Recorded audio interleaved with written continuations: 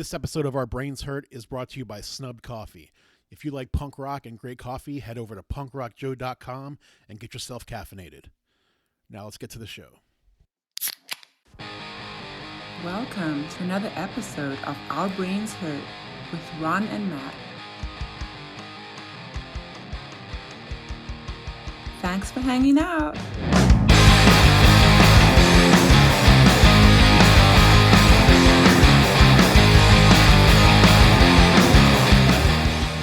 Hey, what's going on, everyone? Thanks a lot for hanging out for another episode of Our Brains Hurt.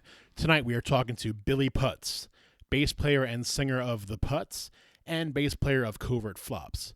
But first, go ahead and check out our Patreon page at Our Brains Hurt. You can sign up $5 a month. You get extra footage from, you get video and audio of each podcast up there. You get a chance to grill the guest, which is where we let you know in advance who the guest is going to be. And you're able to give us questions, and we'll ask them on your behalf, so you can be part of the show that way. You'll find random videos. And also, after 2 months, you get a merch gift delivered to you. So go ahead and check us out on Patreon. It's $5 a month. I know it's a lot for some people, especially nowadays with all the shit that's going on. But if you could afford it, go ahead and help us out. That would be greatly appreciated. And also, check us out, as usual, on all of our social media sites. So Facebook, Instagram, and Twitter. Check us out, Our Brains Hurt. Go over there, give us a follow. It would be greatly appreciated. All right, with that out of the way, here is Billy Putz. So what's going on, man? How have you been? Fine. I been enjoying all being stuck at home. It was pretty much my life before pandemic hit. So yeah. No change really. I'm hesitant to say it out loud, but I've enjoyed playing couch shows a lot more than live shows. I like just being able to walk down to the basement, 3 drinks, and then I'm done. I'm home. It's over. That's right. Yeah. You don't have to drive either. That's right. Yeah, there's nothing to stop me from having a good time. Mm-hmm. Yeah, no loading and unloading. Oh no, Doug has a knack for finding all the places with stairs. That was like the main punk rock venue in my city for the longest time was a place that was on the 2nd floor, and it was like the only place that had punk rock shows. Of course, it was the only place that had stairs too. It's just part of it. Yeah, punk rock stairs. And that was the only place that we opened for you in Fredericksburg. It was the only place that would have punk shows. I remember pulling up and seeing that staircase. It was like, fuck yeah, it's so big. That little place would get rocking sometimes though. Yeah, and it's goofy. I mean, it works both ways. You're either on the 2nd floor or in a basement. There's never just right the main floor. What are you drinking tonight, Billy? I have in my horror section pint glass a Schlafly's pumpkin. Sweet. So both things are from St. Louis area. Make it thematic. I also have a glass of wine on reserve. Yeah. Nice. Yeah, boom. That's what I got too. I brought the whole box with me. Yes. Yes. I have a glass of wild turkey on the rocks. There we go. We got the whole. Yeah. We're gonna need a 3-way liquor license here. Man, the pumpkin beer is like I get like such a boner for pumpkin beer when it starts to come out in August. And I was talking to actually Chad about it when we had him on from your other band. Yeah, now that it's crept into August.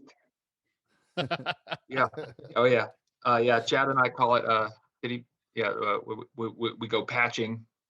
I coined the phrase this year. We went patching when we went St. Louis. Our first stop, we loaded up the trunk of my car with like 8 pumpkin beers from the first grocery store we stopped at. We're like, oh, we still got like so much recording to do, but this looks like a lot of fun too. That's awesome. I'm pretty sure he had a good bit of the remnants from that trip when he came on here, because I remember him showing us like 4 or 5. Yeah, I think he did. Are you in Indiana? Yeah, I live in Indiana. Okay. Just right in the middle there. And then so yeah, after St. Louis, after going west, I went east independently, and I think overall for the season I ended up with I don't know, like I think 44 different types of pumpkin beers. Just this fucking awesome. It was great. I'm so jealous. That's fucking dedication. I'm a fan of the Pumpkin. I had one of those last night. Yeah. Nice. Damn. I'm most fascinated. You're in two bands that I love, but I'm most fascinated about your collection of pumpkin beers. That's the best part about the band is you get to go find new ones. Did you grow up in Indiana? I did. I grew up an hour north of where I live now. Did all of my education here in the great state of Indiana, and started the band. I'm the only member in the band living in Indiana. That's taxing. I don't know. Like anybody, I had aspirations of getting out, and then got older and was like, I don't know, cost of living's fine, and I can get to like 6 other major cities in 3 hours, so it's Right. fine. Where does everybody else live? Doug lives in just outside of Detroit in Ypsilanti, Michigan, and Patrick lives just outside of Nashville in Columbia, Tennessee. Okay. I always want to say Columbus, but I'm pretty sure it's Yeah. Columbia. So, we make it work.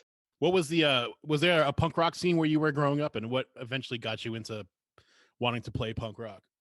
Oh, well, yeah, so I kind of lucked out. Well, I guess I was in high school in the late 90s. Yeah, I think I started high school in 99. And so there was still like that big, kind of that tail end of that whole Green Day, Blink-182 like explosion and all that. So kind of lucked out. Like the seniors in my high school were putting on like pretty impressively big local shows at all the 4-H fairgrounds in our county and the neighboring counties. So like every Friday, I knew what I was doing. Like that was the place to be. It was like a good 2-year thing, and then it just they graduated and it fizzled out. It all kind of was like all right at the same time. We were just sitting around chatting, and my one friend who played the bass and my other friend that played guitar were like, "We're a band. You should learn how to play rhythm." Then the bass player moved to California, and I was like, "I'm gonna play bass. That seems a lot easier than all of the fingers." And then, within like a year, we had our first show at one of those Friday night 4-H fairground punk rock shows. As the Putz, this will be the 20th year from when that happened. Nice. Well, yeah. So short of the introduction that'll happen on this podcast, Billy is lead singer and the bassist of a band called the Putz, and he is also the bassist and does backup vocals for a band that we've already had on called Covert. 20 years is kind of a for I don't. I mean, it seems like you're a little bit younger than I am, but like 20 years seems like a long time for a band for somebody that's your age. Yeah, I mean, generally say the Putz have been a real band for about 10 years, because we kind of took a sabbatical after graduating. That senior of high school, we had a falling out, classic. And we ran into each other one night at a bar, and I'm like, "What are you doing here?" Like, "Oh, I don't know." And I'm like, "Oh, you want to get the band back together or what?" And so then we just kind of just drunkenly played. We crashed a lot of open mic nights. Sign up for the half-hour slot. We'd play until we couldn't anymore, and everybody get real mad. It was very punk rock of us in retrospect. But yeah, then one day I was like, "Hey man, we live like an hour away from Sonic Iguana, and we're not doing anything. Like, we both got jobs. We should record a record. Just kind of document this nonsense that we've been doing." And as we got closer, I was like, but maybe we should record some good songs and not the stuff we play live. And so then we recorded Hole in One. Nice. What was it like recording there and working with Mass Giorgini? I don't know, it was just like really nuts driving up, and you're like, oh, like, okay, it's just like this nondescript. I always thought there was going to be a big sign, with like the iguana logo. There's nothing. There's no markers. There's no indicators. It's just a red brick building on some street. And I'm like, man, pull up. And I'm like, oh gosh, like, we're here, we get out. And then like Phil Hill, Teen Idols, walks out, and he's like, "Hey guys, oh, what's happening? We're here. Oh, our songs are crap. We should leave." And we just tried to play it cool. And Mass popped in and out, like, give us little nuggets of wisdom. And like, I don't know, one thing that I still remember 10 years later ish he was just like, I was doing the vocals for I don't know, one of the songs, and I used the word reprimand. And he's like, oh, I didn't hear that in punk rock songs very much. I'm like, ooh, I guess maybe you don't. I don't know. Thanks. I'm in. Yeah, that first time going in the studio, like when you're young, like I remember like nobody in my first band in the late 90s, we didn't understand what we were in for. Yeah, I mean that was our entire first, our very first studio experience was that. And Yeah. That's crazy. Another thing we still joke about when I do see any of those guys from that lineup, I went in to do the vocals just the very first, like, oh, I'm most familiar with this one. You cue it up and just like started singing it, and Phil immediately like hit stop, and he's like, I think it's higher than you think it is. I was like, I don't know what that means, Phil. It's like, you're kind of doing like a duh, duh, duh. It's like, you play the bass, right? I'm like, yeah, that was me playing the bass yesterday. Yep. It's like, that's probably why you're doing that. So I figured out how to sing, like just on the Like spot. your first time in a studio is like intimidating enough, but to have those guys be there, it's like that's crazy. Because like 3 years ago, I went out to Colorado when we with my band, and we recorded one song at the blasting room. Ooh. And just I was 40, and still like walking in there and seeing fucking Bill Stevenson, it was just like, I just walk in, he's just sitting there on his phone. He's like, hey. I'm like, hey, it's fucking Bill Stevenson. Holy shit. It's just like, I just felt like I was 16 again.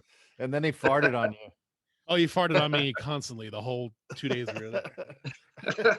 It's part of the magic. Yep. God, I do not miss those days, those beginning days of going to the studio. I mean I do, but like I don't. That's my favorite thing. That's why I keep playing in a band. I'm like, I get to go to the studio again. All right, we can keep the band together. I remember being like 19 and being like, oh, I was supposed to finish these lyrics before we came in here. Yeah. Like while I'm like trying to record. Yeah. Yeah, the first time I ever went to a studio, I was like 19, and my singer, we did all the tracks, and it was some studio in somebody's basement, and it was time to do the vocals, and I see my singer like writing in a notebook. I'm like, what are you doing? He's like, I'm making up lyrics. I'm like, what do you mean we've been playing shows for like a year? And he's like, no, sometimes I just make noises. I don't even sing lyrics. It's like, what the fuck are you talking about? We play on terrible sound systems. Like, nobody has no idea. I won't lie to you. I've done it. Yeah, when I was younger. Oh, yeah. Just speaking of recording, one of my favorites. So our second recording fiasco was with we drove 10 hours to Atlanta to record our Beachbound EP with Joe Queer, and it's like, we're gonna do reel to reel. It's gonna be first time in my new studio. Blah, blah. I'm like, all right, man, you just got me so hyped. And I'm like working, and I look down, and I'm like, oh no, oh God, Joe Queer's calling me. Oh my God, like I gotta go. Like, don't look for me. And I missed the call, and he leaves a voicemail, and I'm like, all right, listen to my voicemail, and like, oh, you have one new message. And I hit play, and he goes, hey Billy, next week's not gonna work. So cut to, we bump back a week. We drive down there, and we're supposed to stay. He's like, yeah, you can stay at the studio, it's fine. Just drive down here, hit you up. We'll start first thing in the morning. And we're about an hour out, and he calls again. I'm like, guys, Joe's calling me. It's so cool right now. And like, yeah, studio's not gonna work out. The other band didn't get done. Why don't you just go ahead and find a hotel? I'm like, oh, okay, we'll just go ahead and find a hotel. No big deal. Not an inconvenience. We'll just pull over here. Turns out most of like Georgia's like a dry county. We couldn't find any beer for like 2 hours, and we finally found a gas station that would sell us PBRs. And he's like, gas station, like, you have 1 minute. 1 minute. He's like, you get what you want and you pay. You want something else, you get it and pay after. I'm like, all right, man, I get it. I want my beer. So we get to the studio the next morning, and he's not there yet. And we're lingering, and calls again, a little less excited by the third time, I guess. But I'm like, hey, Joe, what's up? And he's like, is there power on at the studio? I don't know. We're outside. Shouldn't there be? Like, never mind. What? And then then he gets there, he lets us in, and he's like, did you guys bring a kick pedal and cymbals? Like, nope. He's like, yeah, I think I meant to tell you. I didn't tell you though. You need those things. Oh, we don't have them. There's a Guitar Center up the road. So we go out to the Guitar Center. We're like, we're driving back. He calls again. He's like, hey, can you get some duct tape? I guess so. So I don't know. We got beach bound out of it. Nice. Awesome. Yeah, we had him on like around Thanksgiving. He's a funny dude to talk to, man. Yeah. He's great. He's pretty magical. Yeah. He invited me to Thanksgiving. I was like, thanks, man. If I lived in Georgia, I'd probably come. Yeah, Georgia has some weird like liquor rules or liquor laws and stuff, I think. Oh God, buying alcohol in Georgia is the worst. Yeah. Yeah, it was miserable. Yeah. It's one time I was driving down to a friend of mine, and we both went to University of Maryland, and one spring break we had friends in Florida, so we were driving down there, and we took his dad's old station wagon. Like, it was fucking old, like old, like from the 80s. And we're driving down 95, and we hit Georgia, and all of a sudden we hear like this thud, and all the lights in on his dashboard come on, and the little alternator fan broke and shot through the hood of the car, just shot up into the air. Because the thud we heard, there was like a gash like this big in the hood of the car. and another piece of the fan like just shot into the engine and just started shattering shit. So we pull over. I don't know where we are, bumfuck Georgia. So we pull over, we go to some gas station, and there's like a hotel there, so we get a room, and we went to buy beer, and like there was like actually like chains and locks like on the beer cooler. And we're like, dude, can you unlock the doors? We want to get beer. It's like, no, it's Sunday. You can't get beer. So the next day, the dude that worked at the gas station, no idea who this guy was. He's like, yeah, there's an auto parts store like an hour away. He's like, here, you can take my car, and he just gives us his keys. And so my friend Joe and I are driving through bumfuck Georgia in some dude's car. We have no idea who it is, and we're like, what the fuck is going on right now? Yeah. Never go to Georgia. I have played some great shows in Georgia, but other than that, no. You've recorded it with Joe a couple times, right? Yeah, there was that time, and then we did the third full length Clinically Inane with him. That was much better. It was his new studio, the one in his house or garage. Okay. But it's real nice. I mean, he did a real good job converting that. And we had Ryan Paris. I'm never sure how to say his last name. That's my bad. He was engineering, and Joe was giving us our stories and our course correcting some of my vocal phrasing. He was not the biggest fan of some of it.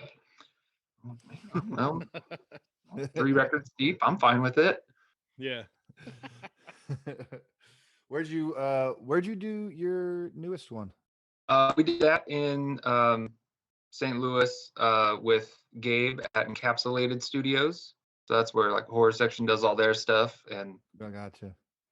That's where the second Flops full length was recorded. It's not out yet, but Gabe's real great to work with. He's like super chill.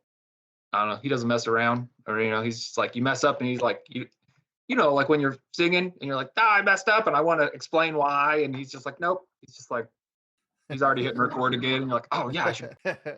Was that the dude, the singer from Horror Section that did the guest vocals on Numbskull on your new record? He did. Yeah, he was real like I'm real sick. Are sure want me to do it? I'm like, yeah, I absolutely want you to do it. People are going to talk to me about it. Let's do it. Lay it down. But he knocked it out. I was pretty happy to have him on the record. Cool. Are we playing that song? We're gonna play 2 songs from you guys, but yeah, we're playing Laser Blast. We already came to that conclusion. The second song, I think, is kind of still up in the air. Do you want to talk to us about Laser Blast? What it's about? So Laser Blast was one of those one of the last songs that I think I wrote in like 5 minutes. I was just flipping through Netflix one night, just got lost in that Netflix hole, and like they just added a bunch of Mystery Science Theater titles. And I was like, oh, Riverdale's. Hey, that's not a Riverdale's. What's this Laser Blast all about? And I was like, got up, ran into the other room, grabbed my guitar, and I was like, better wise up, better do it faster. Gonna take you out. laser. But I was like, oh God, I've got a hit. I actually had that song done before we ever did Clinically Inane, but I didn't want it on that record. I didn't think it fit, so I sat on it for like 6 or 7 years. But yeah, that one just came together like immediately. I was like, this is great. I just wanted to write a Riverdale song. Yeah, it's a great song. Somebody pointed out to me after the fact, he's like, you realize that's the beginning of Lobotomy? I'm like, now that you say it, I hear it. I didn't do it on purpose, but not sorry. That's funny. I was gonna say I was actually gonna tell you that I love the homage to Lobotomy at the beginning, but we'll just go with that. Oh yeah, no, it's totally intentional. I loved it. I was like, shout out alert.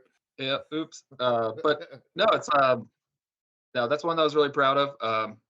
I like that walking around with a Burger King crown. I don't know. Sometimes you just stumble on those little like pop culture references, and you're like, oh, that felt good.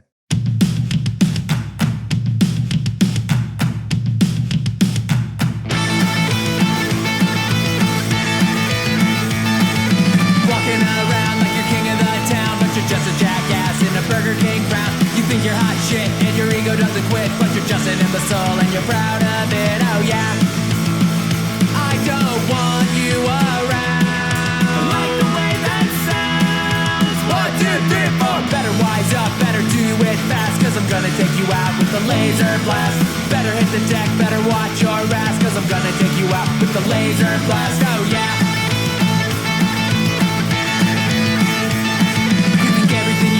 Remarkable and new, but you're just a knucklehead and you haven't got a clue. You're strutting your stuff and talking so tough, but you're just a numbskull and I've had enough. Oh yeah, I don't want you around. I like the way that sounds. 1, 2, 3, 4. Better wise up, better do it fast, cause I'm gonna take you out with the laser blast. Better hit the deck, better watch your ass, cause I'm gonna take you out with the laser blast. Oh yeah.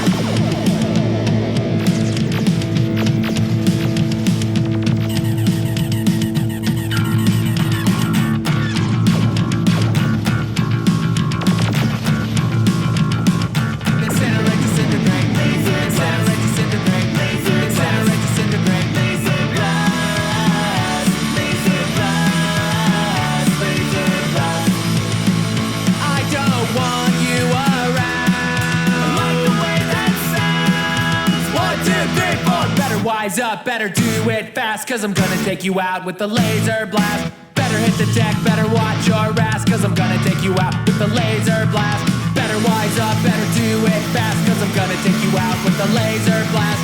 Better hit the deck, better watch your ass, cause I'm gonna take you out with the laser blast. Oh yeah, oh yeah, oh yeah, oh yeah. Gonna take you out with the laser blast. Oh yeah, oh yeah, oh yeah, oh yeah. Gonna take you out with the laser blast. Oh yeah, oh yeah, oh yeah.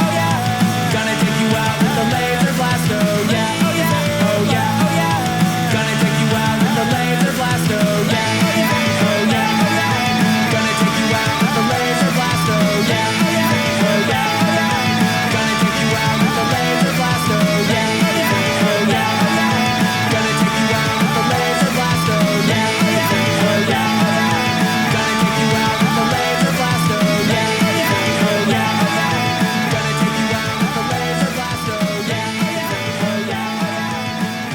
blast, oh yeah, oh yeah, oh yeah, oh yeah. Gonna take you out with the laser blast, oh yeah, oh yeah, oh yeah, oh yeah. The whole record is fucking awesome. Rise and Shine is great, man. Like, did you have any did you have a tour planned out for that record and it got fucked because of COVID, or were you guys thinking about holding on to it for a little while? No, we wanted to do 2 tours this year. We normally only ever do one when a new record comes out, or I guess even when records didn't come out, but we had committed to 2 because I was really proud of this record, not in like a prideful way, but there was a lot of work that went into it. I mean, I was like, let's go record it in January of 19 so it can come out mid 20. I was like, I want some time with it and not just so yeah, so we'd booked like a May tour, and we were like, I think Doug was just gearing up to book like an October tour, and then yeah, everything in May fell apart very early. like everybody, they were, we were trying to hang on to it as long as we could, like didn't cancel anything until had to. Yeah. But then the record sold out in like, a couple weeks of release date. And I'm like, oh, well, I guess we don't have to tour. This is fine too. Like, well, that'll work.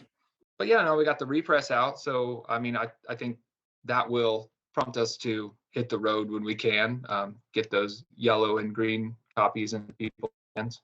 That's on Eccentric Pop? Yes, with Knock It Off and Clinically Inane, we're also Eccentric Pop. So cool. How's it working with them? It's great. I always get nervous. So like Doug wasn't even in the band when we had recorded Knock It Off, and then he heard it, and he's the one that like took it to Travis at Eccentric Pop. I was like, you gotta hear this. Like, it's not half bad. So yeah, so it came out like 2 years after we recorded. I mean, we recorded Knock It Off in like 2012, and then it came out in 2014.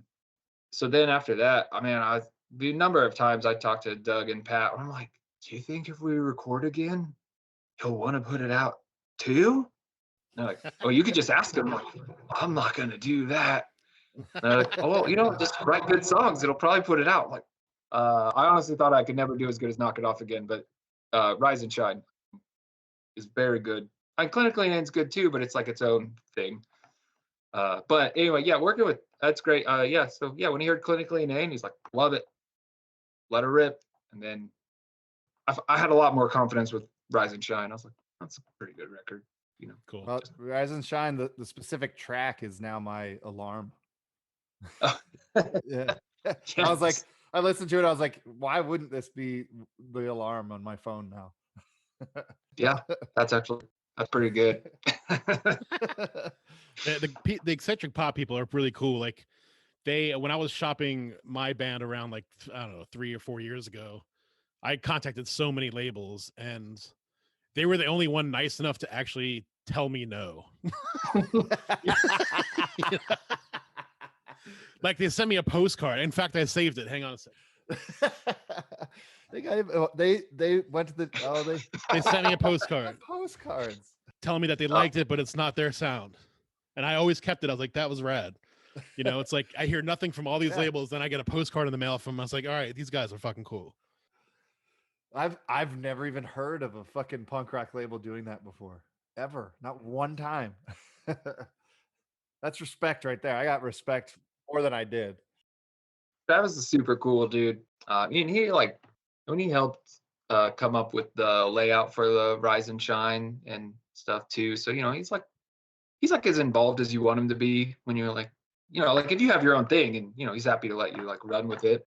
What's your most memorable Putz show? Oh gosh, there's probably a couple, but I will say we got to open up for the Queers here in town.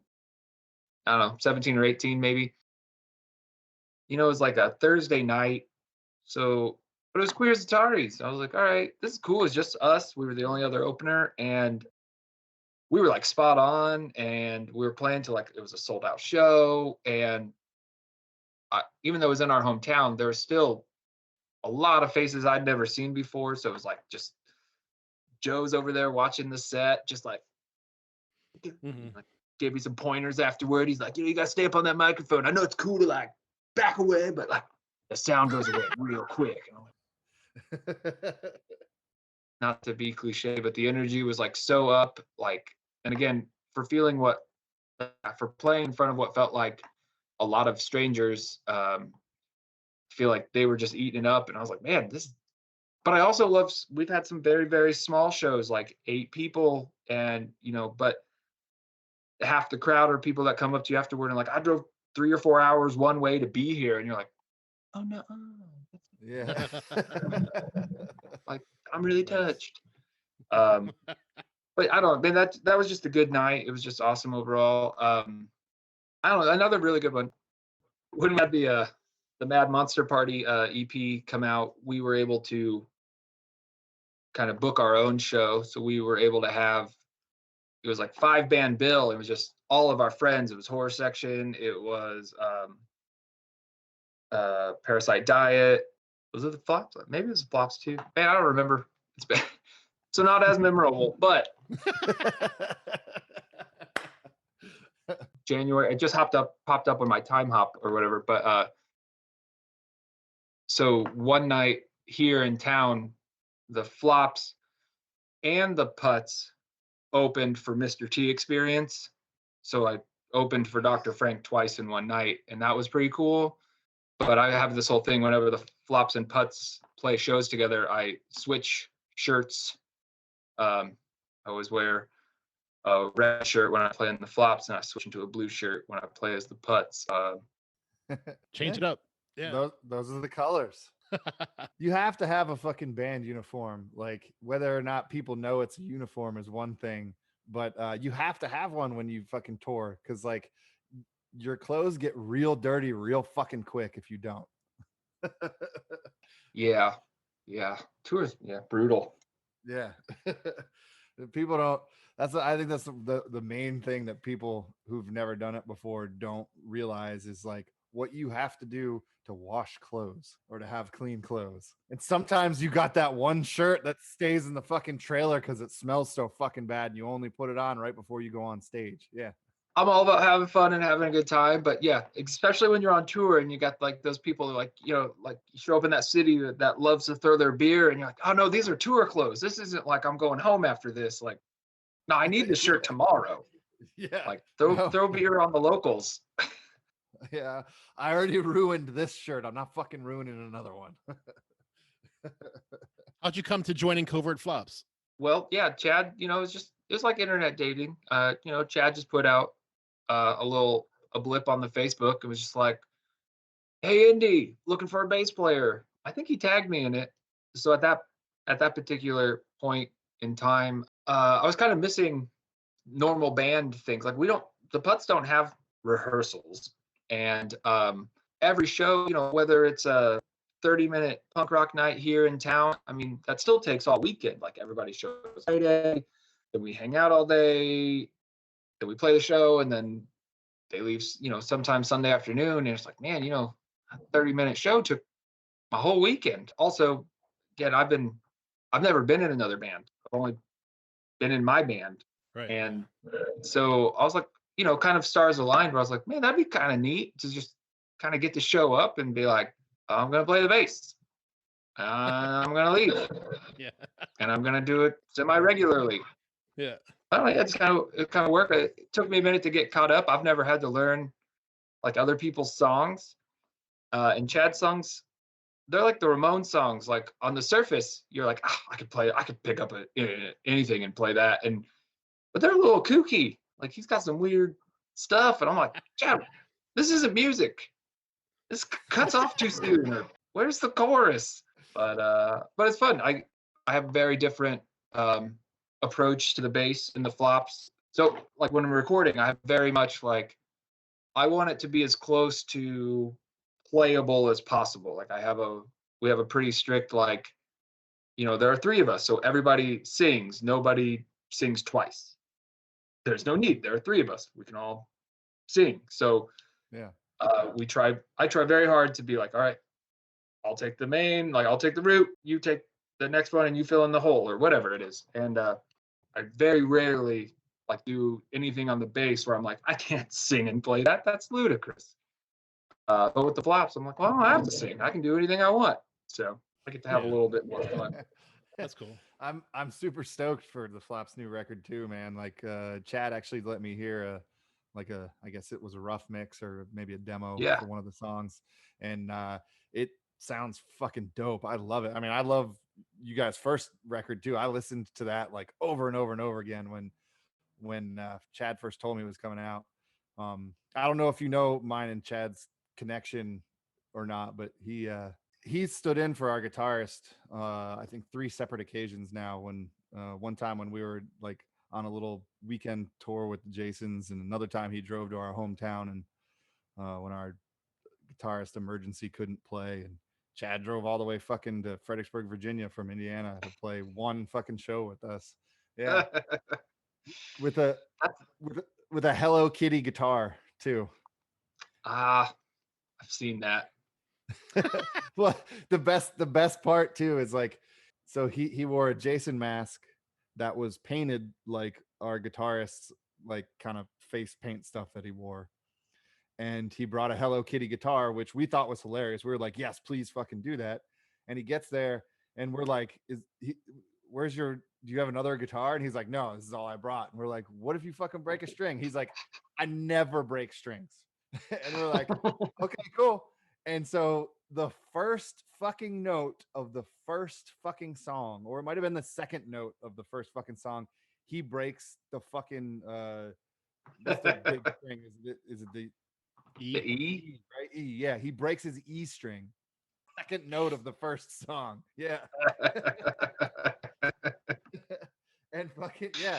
So it's like he's just sitting there like with this, like you can't even see a blank look on his face because he's got a fucking Jason mask on that's painted like our guitarist's face, and he's just standing there with his arms up like this, just like looking around. Thankfully, one of the other bands that played that night, because we were like the headlining band, immediately walked over and was like, hey man, you can use my guitar. Man, made me think, oh, just speaking of borrowing equipment, way long time ago, very early in the taking it for real history, Putz played a show in Ohio. It was, and Johnny 3 was there, and we're like, oh, like the local had booked us and Johnny 3, and so we made a little weekend of it. And like the night before, I don't know, just busted my thumb on my string or something, and like had like this really nice blood splatter like right down the pick guard. I mean, it looked artistic, almost like intentional. And so look, we roll into this show, and Johnny 3, can't think of his name right now. It's probably the wine. Jay. Yep. He's like, hey man, can I borrow your bass? I'm like, oh yeah. I was like, but I got this blood all over it last night. Like, don't wipe it off. I'm into it. It looks cool. He's like, yeah, don't worry. I'm not gonna touch your blood. Good. No. What are you listening to now? Like, say you're just like hanging out, driving in your car. What do you put on the radio? Or what's spinning on your turntable the most? Yeah. Right. Yeah. Actually, so that's kooky. Honestly, 99% of the time, if you walk into this room, right over here, these guys, this is my horror movie vinyl soundtrack collection. Nice. That's almost always what I'm listening. Actually, just earlier today, while working, Horror movie soundtracks on vinyl. I love this. Howling. Oh, Yeah, sweet. fuck yeah. I love everything about this. So yeah, that's largely, I want to start my own like synth pop band, but I don't know anything about synth or pop, so I'm probably not going to do it. My cousin is in a synth pop band. Oh, is it awesome? Is it? It's actually well, she's a singer in like 2 separate ones actually from Milwaukee, and all of a sudden I'm blanking on the name of her band, which is fucking terrible. Sorry, Anna. It'll pop back in my head at some point here. But yeah, they're awesome. They're fucking awesome. I mean, I'm big into. I don't know if you've heard any of like the two so far of the John Carpenter records that have come out in like the last 5 years. Lost Themes and Lost Themes 2. Those are probably like my big go-tos. Like that's what I listen to when I'm cooking.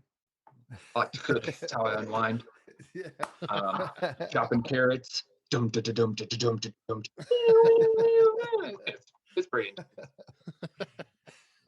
But other than that, I mean, got that new Queers record. That was pretty good. Yeah. I love that you listen to think. fucking horror movie soundtrack records. I love it. Every second of it. It's not distracting, but it's cool. It's nice ambiance. I don't know. On fucking Halloween for the longest time, like every Halloween, I would just listen to fucking Thriller. Yeah, fuck yeah. Can't not. I've blasted in my car with the windows down too. Like everywhere. I was like, everywhere needs to listen to Thriller right now. They're welcome. Yep. When I was in high school, I was like terrified of all horror movies. Like I couldn't watch them. I couldn't stand them. And my friend Tom, you know Tom, Matt. He had I don't know. He had some of the soundtracks for like Nightmare on Elm Street and like some of the Friday the 13th. And whenever I would sleep over his fucking house at like 2 o'clock in the morning, he would like sneak over to his record player and fucking put one of them on. And I'd be like, fuck you. Dude. Billy, do you have the vinyl of The Exorcist? I have yeah, it's not, it's weird. It's this one is music excerpts from. Oh, That's my favorite yeah. horror movie. That theme is hauntingly beautiful. that theme is like the raddest fucking like music to turn into like punk or metal. Like I was in a band where I was in a band for a while from like '08 or '05 to '08. It was like a thrash punk crossover, and we had a song where we like broke it down into like the Exorcist theme for like basically like kind of like a lead. And That's awesome. Yeah, I mean, it was that record actually has like a little excerpt about the story behind that, where he like the director like picked the song, was like, "This is great," and he reached out to that guy that wrote it, and like just never heard anything. It's like, oh, I'm just gonna use it then. Did the guy die? Was he dead? Well, I don't know.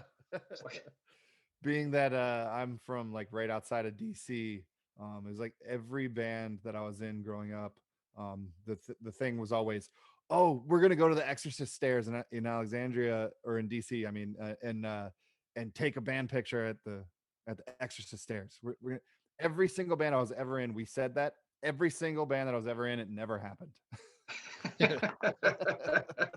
that's pretty much Pat's job. Pat, we set out for a tour. Like he is like, all right, guys, I've got it all planned out. And we're like, all right, are you gonna tell us? He's like, no, we're gonna wait till we roll into the city, and then I'll tell you where we're going. I was like, oh, okay. Like, but I mean, some of them are pretty cool, and some of them like, where are we? Yeah. Like, we were in Canada. And he's like, oh, this is where they shot some of Degrassi. And I'm like, okay. Sweet. I'll walk over there with you. I'm not freaking out or anything. Like, So Yeah. we went to the what's the drive-in from Dazed and Confused. We found that out in nice. Oh, nice. Texas. I was like, well, that's pretty neat. I was like, all right, I see it. But we went to the chili restaurant from Quentin Tarantino, Death Proof or Planet Terror. One of those grindhouse ones, wherever they eat chili. Kurt Russell ate Okay. chili there in the movie, and that's pretty good. Death Proof. That's pretty fun. Yeah, Death Proof. I saw both those movies in the movie theater when they actually played it like a grindhouse. I watched them back to back. They played, Yeah, and they even played the fake commercials in the theater too. I worked at a movie theater from 16 to 28. And, Nice. I loved about that was so few people went, and half of those people left after Planet Terror. They didn't really understand what they were getting into. I'm like, you dummies. Just let them leave. Death Proof is like the greatest movie. I love that fucking movie. Oh, those were good times. Yeah. I'm sad they couldn't get away with doing more. I was like hoping that was gonna be like a whole new them and their, like I was hoping all their little trailers they would somehow, well, I guess Machete became I a mean, movie. But Yeah, I Mhm. mean, it kind of has like there's still a relatively large genre in like the B horror movie world that is doing grindhouse again, like Hobo with the Shotgun, VFW. I don't know Yeah. if those are both fucking great, like grindhouse fucking movies. And there's, I mean, I got a ton in my head that I can't even fucking think of, and it's all jumbled up. But yeah, Machete is another one. They definitely did start a grindhouse resurgence, and I am Yeah. a fucking fan of that. And it's even touched like the kind of like comedy horror genre a little bit with films like Turbo Kid. I've And not seen Turbo Kid. I hear it's good. I hear the music's pretty good too. it's one of my all-time favorite movies. It's so fucking good. And then another one in Dude Bro Party Massacre 3. I don't know if you've ever seen that or not. It's such a fucking fantastic movie. We actually, one of the dudes that was in it, we had on the podcast a couple episodes ago. And he's also part of a company called 5 Second Films, but they're fantastic, and they're definitely in that like gory grindhouse like realm. If you guys ever get bored, I don't know what you get up to in your day-to-days. Different group of friends of mine and I were doing a little web series called Billy and Brandon Watch Movies. And before you ask, no, it's not a review show, but we would it was scripted, so it was like the main characters, myself and my friend Brandon, would like our characters would watch a movie. So like our first episode is Reservoir Dogs, so it picks up like right after the characters watch the movie, and it's like we should pull a heist, and like then we kind of take the good things about Reservoir Dogs, and no, there's a lot of good, but we take our favorite parts of it and kind of replicate it in our own little working at a movie theater world in like 15 to 20 minutes, and then just. But if ever you get bored, they're on the internet. They're goofy, and if you like movies, they're better. Cool. Awesome. I will add the link to the podcast for sure. Oh yeah. Oh yeah. Fuck I don't know if we still have the website, but they're on YouTube. Oh man, this camera keep adjusting my hat the wrong way, and then I start looking like I'm getting stupid. Like, oh no. I know. I hate that when I go to like show things to people. I'm like, it's like always like the opposite. I look like a It's like fucking we're in idiot. one of those spinning tunnels. What do you guys have planned for 2021? I mean, assuming that this shit If clears up by anything. the summer. We finagled a recording session in November, following as many of the protocols and for safety that we could. It was a 15-song session to get us through 2021. It's it's largely smaller, a comp here, a split here, a 4-song EP here, a 5-song EP. So we're hoping that we can kind of stay relevant or active no matter what happens. And worst case scenario, we get up and go out and we have material to say, hey, we're up and out and here's some new stuff. Or no, that's the best case. I'm sorry.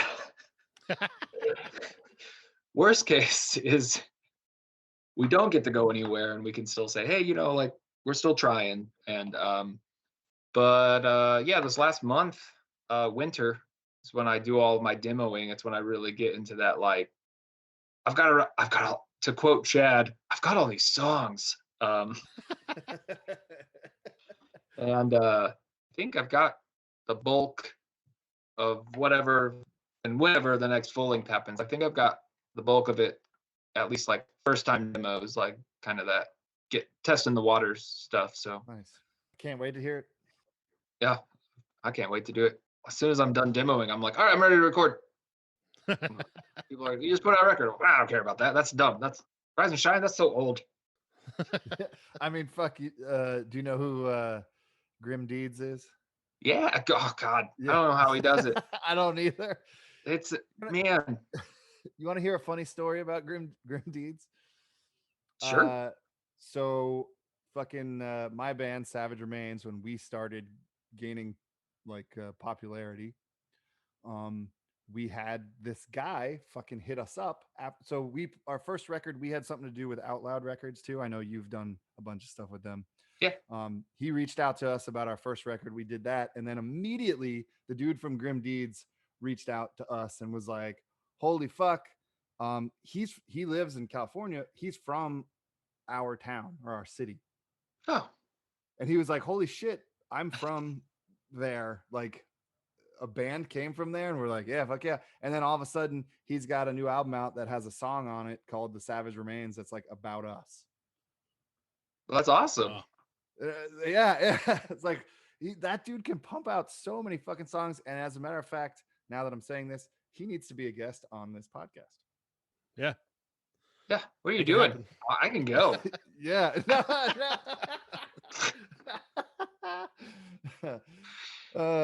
Yeah, he's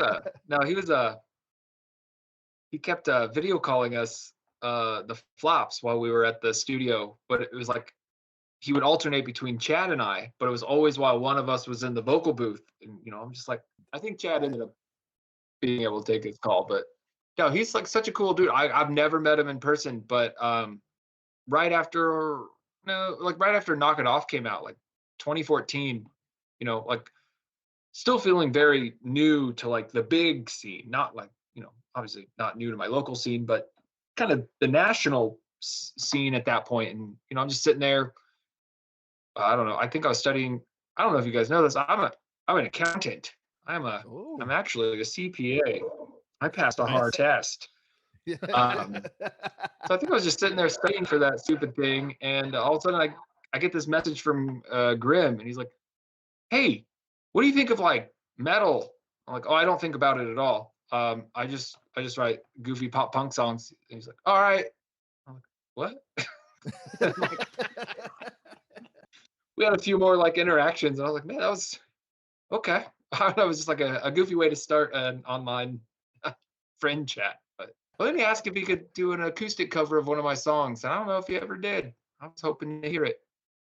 I mean, you gotta I don't like. know. There's Ask a him. lot. There's a lot you gotta comb through if you want to find it. Yeah. I mean, I- the longer I I think- wait, the harder it's gonna get. Since the story that I just told you happened, I think he's put out 7 records, and that was in like 2015 or 2016. It might be more than 7 though, actually. That's Yeah. crazy. I I wish- wish I could pump lyrics out like that. Yeah. I wish. Yeah, and like meaningful. I mean, anybody can Yeah. be like you and do, right? I mean, like we all Yeah. agree. Like Oh, that's it. His lyrics are I good. like all you of and everything you do. Bam, song. Yeah, and his lyrics are good. That song, King of Queers blew my mind. I was like, what? That's just too good. Yeah. I was so mad at that yeah. one. Yeah, what the fuck? How? I wish. I fucking wish. Do you have anything you'd like to plug? I mean, you mentioned a bunch of stuff already, but yeah. Yeah, the Rise and Shine repress is out there. You know, complete your color collection. Get all 4 color bars from the cover. We originally did red and blue, so if you have those, yellow and green are out there. Are those the right colors? Man, I feel like somebody's gonna yell at me. But other than that, you know, just pay attention. 2021, we're gonna have a bunch of little stuff coming out. I don't know. I don't know. I'm pretty humble.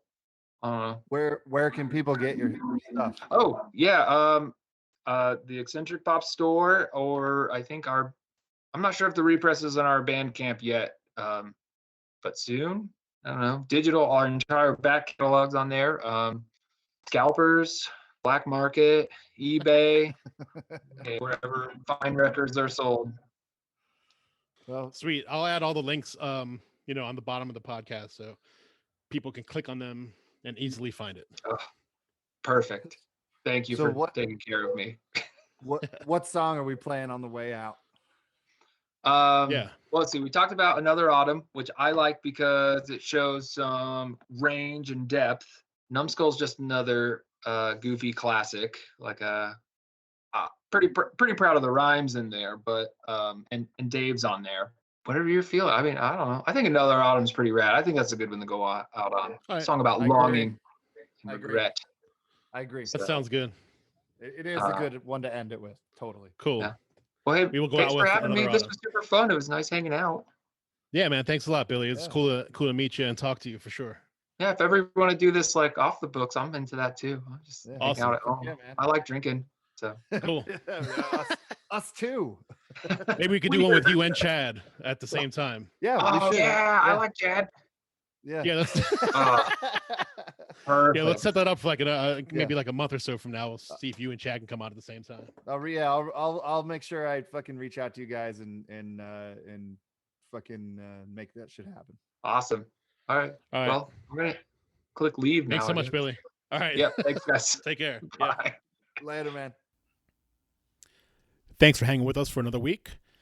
This was Billy Putz from the Putz and Covert Flops. Go check them both out. Both awesome bands. If you like the Ramones, if you like Screeching Weasel, if you like, you know, pop punk, the Queers, straight up that alley, go check them out. Great bands. As usual, go check out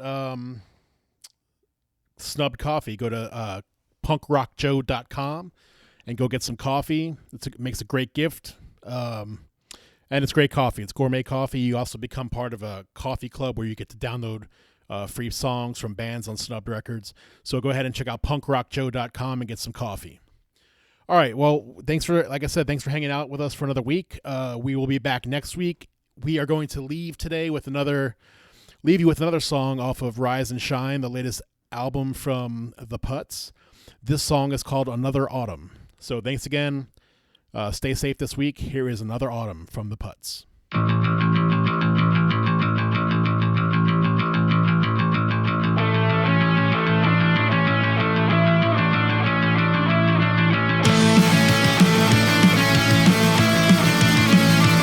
Can you feel it? There's a slight chill in the air. Can you feel it? Sometimes I wonder if you even care. Leaves are turning brown and falling to the ground, and I can't help but wear a frown. Can you feel it? Getting less and less daylight. Can you feel it? Sometimes I wish you just put up a fight. It's that time of year, the summer will disappear, and I can't help but shed a tear. Another autumn's on its way. I gotta tell myself it's gonna be okay. There's no doubt I'm gonna miss these summer days. Another autumn's around the bend. I know summer will be back again, and I'll be waiting patiently till then.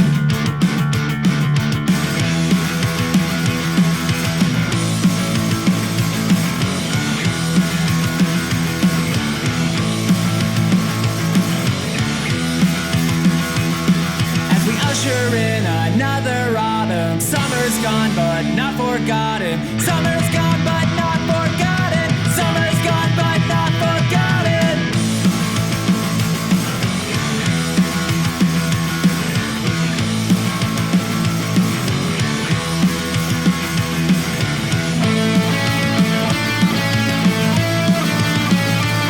Can you feel it?